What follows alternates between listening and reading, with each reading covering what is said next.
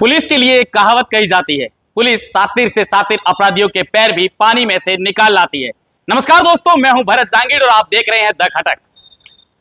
इस कहावत को यदि किसी पर सटीक बिठाना हो तो वो है मारवाड़ की पुलिस की साइक्लोन टीम और जोधपुर रेंज आईजी विकास कुमार, एक ऐसे अपराधी जो तपते रेगिस्तान में रहते थे और देश भर में उनका आतंक था।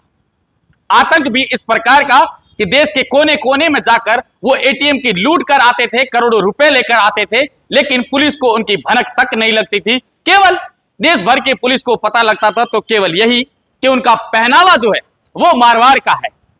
क्योंकि वो सिंधी मुसलमान थे और उनका पहनावा जो है वो पाकिस्तान से लगती सीमा बाड़मेर, जैसलमेर और जोधपुर का था। इससे उन्हें यह पता चला कि ये लोग जो है ये राजस्थान के कहीं के रहने वाले हैं। और उसके बाद देश भर की टीम ने जोधपुर रेंज आईजी विकास कुमार से संपर्क किया और उन्हें कहा कि आपके यहाँ के कुछ लोग जो है वो देश के कोने कोने में जाते हैं और वहां से एटीएम जैसी लूट को, वारदात की अंजाम देने के बाद वो वापस अपने वहां लौट जाते हैं और पुलिस को उनके पैर तक नहीं मिल रहे। उसके बाद विकास कुमार के आदेश पर जोधपुर साइक्लोन टीम जो है वो एक्टिव होती है, अपना खुफिया तंत्र जो है उसे एक्टिव करती है और उनमें से उन लोगों को चिन्हित किया जाता है जिनकी जिंदगी में कुछ ही महीनों में परिवर्तन आया हो, जिनके पहले झुग्गी झोपड़ियां हुआ करती थी और बंगले बन गए हैं और जिनके पास चढ़ने के लिए कुछ साधन नहीं था, वो आज 4 व्हीलर गाड़ियों में घूम रहे हैं। ऐसे लोगों को चिन्हित किया गया। उनमें से जब चिन्हित किया गया तब उनमें से 2 लोगों को फलोदी के लोग जो थे उन्हें चिन्हित किया गया, जिसका एक का नाम अब्दुल गनी तो एक उसका मित्र था। उन पर पुलिस ने नजर बनाए रखी और उनकी पल पल की अपडेट जो है वो आईजी विकास कुमार ले रहे थे। और जब विकास कुमार को यह पता चला कि हाँ बिल्कुल ये वही आदमी है, तो उन्होंने अपनी साइक्लोन टीम को जो है इशारा किया और साइक्लोन टीम ने पलक झपकते ही उन दोनों को उठा लिया और उन्हें लेकर वहां पर पहुंची और उनसे जब पूछताछ की गई तब ऐसे खुलासे हुए जो हम आपको सुनाएंगे तो आप भी चौंक जाएंगे। पूरी फिल्मी स्टाइल।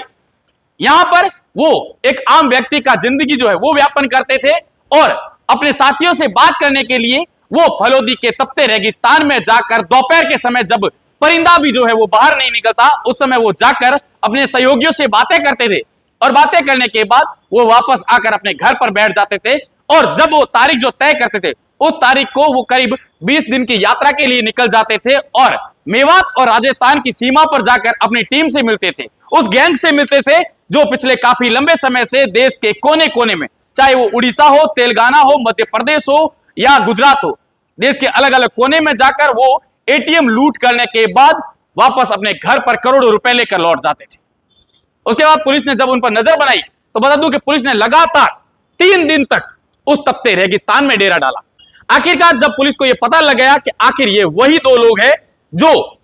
अलग अलग जगह जाकर एटीएम लूट की वारदात को अंजाम देते हैं, तो पुलिस ने उन दोनों को गिरफ्तार किया और अब पूछताछ के लिए देश भर से अलग अलग पुलिस की टीमें जो है वो आ रही है। लेकिन सबसे बड़ी बात यह है कि उन लोगों ने इतनी लूटें की है कि उन्हें खुद भी पता नहीं कि उन्होंने किस राज्य में कितने एटीएम तोड़े हैं, क्योंकि बताया जा रहा है जो आंकड़ा है वो 100 से पार हो चुका है। करोड़ों रुपए की हर बार लूट करके वो वापस लौटते थे। वो अपनी 20 दिन की जब यात्रा तय करते थे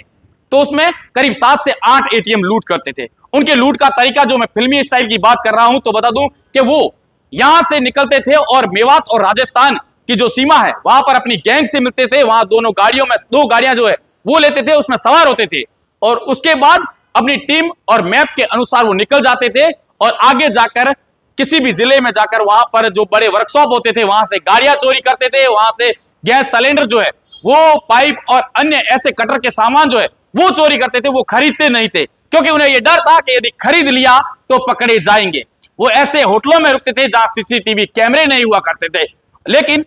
उन्हें यह पता नहीं था कि पुलिस के लिए जो कहावत सटीक बनी है और वो सटीक कहावत जो है वो मारवाड़ पुलिस के लिए खास तौर से बनी है, क्योंकि जोधपुर की साइक्लोन टीम जो है वो अपराधियों के पैर जो है वो पानी में से भी निकाल लाती है, लेकिन इन अपराधियों के पैर जो है वो रेतीले धोरों में से निकले हैं, क्योंकि वो फलोदी के रेतीले धोरों में जाते थे दोपहर के समय और वहां जाकर अपनी टीम से बात करते थे और अपना दिन और अपना जो स्थान होता था वो तय करते थे और उसके बाद वो उस लूट के लिए निकल जाते थे। लेकिन जब से जोधपुर पुलिस ने इन दोनों अपराधियों को पकड़ा है उसके बाद से ही लगातार उन सब अपराधियों में ये भय का माहौल बैठ गया है कि अब पुलिस का पंजा जो है वो हमारे गिरिबान से दूर नहीं है। हो भी क्यों ना, क्योंकि ऐसे कई लोग हैं जो इनकी गैंग में शामिल थे। हालांकि पुलिस जो है उन्हें भी चिन्हित करेगी, उन्हें भी गिरफ्तार करेगी, लेकिन पुलिस लगातार आमजन से यह अपील कर रही है कि यदि आपके आसपास ऐसे कई लोग हो जो जिनकी जिंदगी में कुछ महीनों में परिवर्तन आया हो, ऐसे लोगों की सूचना जो है पुलिस को दे, ताकि पुलिस उनका डाटाबेस भी खंगाले और पता लगाए कि आखिर इतने पैसे कम समय में वो लाए कहां से। लेकिन बात करें इन अपराधियों की, तो ये अब्दुल गनी और उसका मित्र जो है वो मेवात और हरियाणा के नूह के उन अपराधियों के साथ मिलकर करीब 100 से अधिक ऐसी वारदातों को अंजाम दे चुके हैं। अब देश भर से अलग अलग पुलिस जो है वो जोधपुर उनसे पूछताछ करने के बाद में, लेकिन आईजी विकास कुमार और साइक्लोन टीम को बधाइयां देने के लिए पहले आ रही है कि उन लोगों ने पिछले काफी लंबे समय से जो देश भर की पुलिस की नाक में दम करके अपराधी बैठे थे, उन्हें गिरफ्तार किया है और आखिर जाकर वो दोनों जो है अब पुलिस के हाथे चढ़े हैं। अब अलग अलग राज्यों से आ रही पुलिस जो है वो उनसे पूछताछ कर रही है और उनकी गैंग पर जो शिकंजा कसने का काम जो है वो पुलिस करने में लगी हुई है।